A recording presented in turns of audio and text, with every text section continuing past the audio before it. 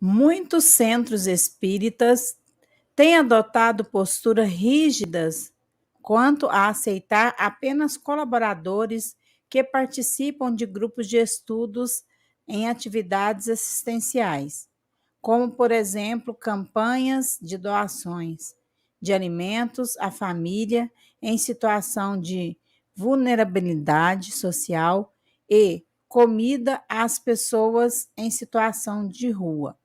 Assim, fechando as portas para possíveis novos espíritas. Outros têm adotado posturas de convite ao afastamento das atividades de passe, quando essas não se impõem às mãos de forma estática, com o tempo cronometrado, distanciando até mesmo da metodologia terapêutica de Kardec, afastando, em alguns casos, valorosos estudiosos do magnetismo animal. Como vocês vislumbram o futuro do movimento espírita quanto ao acolhimento dessas pessoas dispostas a trabalhar na seara do bem, da flexibilidade responsável dos regramentos do estudo espírita e da prática, especialmente do Evangelho? Ok. Bom, primeiro ponto a ser observado. Evidentemente que para que uma pessoa participe de forma efetiva como trabalhador da casa espírita, ela precisa estudar. As regras para a frequentadora, elas não existem. Se eu quero frequentar uma casa espírita, eu sou livre.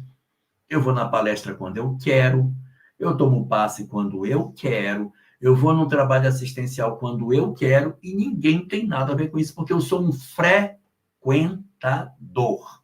Eu vou quando me dá vontade de ir. Isso é uma história. Na medida em que eu me interesso de ser um trabalhador, aí mudou de conversa, um trabalhador da casa, o indivíduo que atua de maneira efetiva na organização e na funcionalidade da casa, eu preciso ter alguns compromissos. E o compromisso que eu tenho não é necessariamente com o trabalho assistencial, que pode até ser, daqui a pouco eu falo.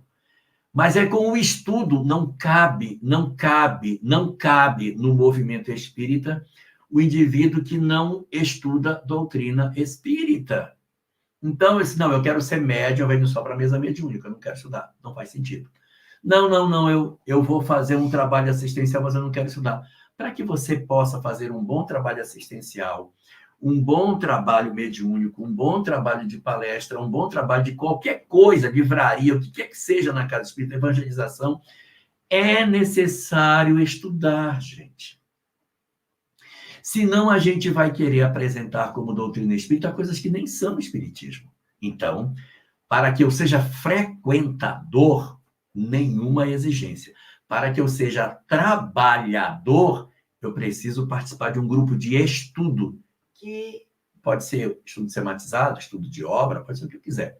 Mas uma coisa que seja... O estudo sematizado é muito bom porque pavimenta o conhecimento. Você fala de casas espíritas que, vou usar uma palavra mais forte que você usou, que obrigam as pessoas a trabalhar no trabalho assistencial. Olha, não é razoável que a pessoa seja obrigada a atuar no trabalho assistencial da casa. Não é necessário. Você pode trabalhar se você se sente afim ou se a pessoa não se sente afim. Agora, uma coisa é importante. Por que a pessoa não quer, hein? O que está acontecendo? Será que tem alguma coisa nela ou tem alguma coisa no trabalho para ela não querer participar? Porque ele é profundamente terapêutico. A gente não deve realmente obrigar. Mas o trabalho assistencial ele é muito, muito terapêutico nas pessoas que estão inseridas nesse processo de melhoria íntima. Quando eu era menino pequeno, assim, da idade da Sâmia, eu achava que o trabalho assistencial ele era útil para quem recebia o benefício. Só depois que eu fiquei velho é que eu fui entender que não estou falando assim da boca para fora, estou falando de verdade, estou falando do meu coração. O verdadeiro beneficiado do trabalho assistencial não estou falando por pieguismo, não. O verdadeiro beneficiado é quem faz. Porque é terapêutico. terapêutico para quem faz, cura a depressão, ajuda, né? Na cura da depressão, da ansiedade, faz um bem absurdo para a criatura. Então, participar de um trabalho desse tipo é muito bom para quem está enlutado, para quem está depressivo, para quem está com algum conflito, porque a pessoa sai da sua dor para cuidar da dor do outro. Isso tem mecanismos importantíssimos de neurotransmissores, de ocitocina, que reequilibram a criatura. Então, ele é profundamente terapêutico. Portanto, não deve existir a obrigatoriedade com relação ao trabalho assistencial. Mas o trabalhador precisa estudar. Isso é muito importante que ele faça. Se ele não está indo, é bom perguntar por que ele não quer. Obrigar não faz sentido, porque não existe espaço para o servidor constrangido, conforme dizia nosso saudoso Nestor Mazotti, ex-presidente da Federação Espírita Brasileira. Agora, a questão do passe, não é? O passe não é obrigado, a pessoa não é obrigada a tomar. O passe é um medicamento. Então, se eu vou na casa espírita e eu não estou precisando do passe, eu não preciso tomar. Não, vou tomar se quiser. Se eu não quiser tomar, não vou tomar. E você fala que o passe é muito padronizado, né? O passe muito sincronizado. Todo mundo começa da mesma hora e termina na mesma hora. Um excesso de rigorismo, evidentemente, ele escapa daquilo que se deve fazer. Mas é evidente que numa tarefa de passe, os passistas eles têm mais ou menos um tempo semelhante. Um pouquinho mais, um pouquinho menos, isso é plenamente normal na tarefa. Às vezes, um mesmo passista, uma dada pessoa que ele está atendendo, ele pode demorar um pouquinho mais ou demorar um pouquinho menos. Isso é plenamente admissível na tarefa. Agora, se uma casa espírita apresenta dificuldades dessa ordem, sair dela é condená-la a ficar da mesma forma. A gente não briga, não entra em rota de colisão, permanece na casa para dar a contribuição com o coração limpo. Não é para ficar polemizando, criticando e pelos bastidores, pelos corredores, ficar perturbando a diretoria. Se for para fazer isso, é melhor sair. Mas a gente permanece para ajudar, oxigenar a casa e fazer com que ela se transforme no futuro. Eu queria falar sobre a questão, ela colocou no início que aceitavam trabalhadores apenas para serviço de assistência social, atividade social, né? Ou promoção social, apenas aqueles que já estivessem em grupo de estudo. Né? Muitas vezes as casas espíritas, elas criam algumas regras, né? Nós sabemos que isso faz parte do movimento espírita, ou seja, o movimento dos homens, o livre-arbítrio dos homens. Espiritismo é o conteúdo, é a doutrina. Muitas vezes elas tomam algumas decisões pelos problemas pelos quais elas já passaram. Eu tive a oportunidade de ver um desses problemas há muitos anos atrás, aonde uma casa espírita, dentro do seu centro espírita, em outro dia da semana, fazia atividades com aquela comunidade, uma comunidade muito carente. Tinham vários tipos de atividades, de promoção, inclusive escolar, reforço escolar.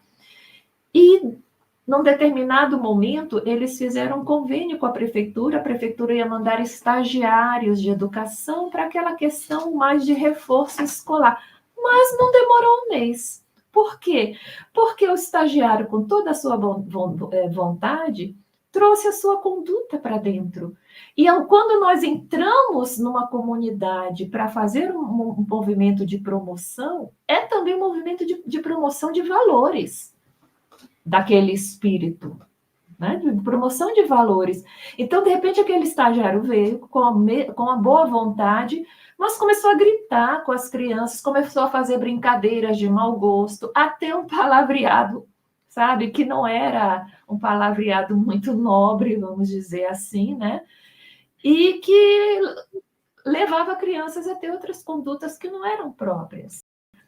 Então, às vezes, só rapidinho, por conta disso, se fecha. Olha, tem que ser espírita e tem que estar no grupo de estudo. Veja que eles não estão exigindo perfeição. Às vezes a gente entra numa atividade, ou a gente entra numa casa espírita pela primeira vez na vida, nos encantamos dizendo, eu quero ajudar. Você pode ajudar no trabalho assistencial e participe do grupo de estudo. Isso é comum nas casas espíritas, mas isso acontece, muitas decisões, elas acontecem pela experiência pelas quais eles passaram. Varia de casa espírita para outra, né? Eu penso um pouco diferente do Elahá, eu acho assim, casa espírita a gente tem que se afinizar, sabe? A gente tem que se afinizar. Então, se nós entramos e não concordamos com isso, não concordamos com aquilo, e ficamos naquela angústia lá dentro, busquemos outra. Sim. Busquemos outra. Se a gente não tiver maturidade, né? Voltando à maturidade, para colaborar, sem sentir essa coisa ruim, ficar criticando, ficar com aquilo na cabeça, respeitemos, porque nenhum de nós é perfeito. Então, respeitemos as limitações que todos nós temos também dentro da casa espírita e busquemos o lugar que a gente se afinize. Só dando um exemplo aí dessa instituição que a Samia estava lembrando, uma vez uma criança fez uma traquinagem, aí o monitor, que não era espírita, virou para os outros que eram maiores e disse: pega ele para mim. Eu lembrava dessa. Aí o pessoal saiu correndo, o garoto desesperado fugindo, ele foi capturado e foi trazido para o monitor por conta da conduta dele, que não tinha sido muito boa, sabe? Ou seja, pegou aquelas crianças que são espíritos imortais, né? Que trazem, Deus sabe que bagagem do passado, e acessou o que elas tinham de pior, só fez dizer, pega. Pega para mim. Acendeu o espírito do passado.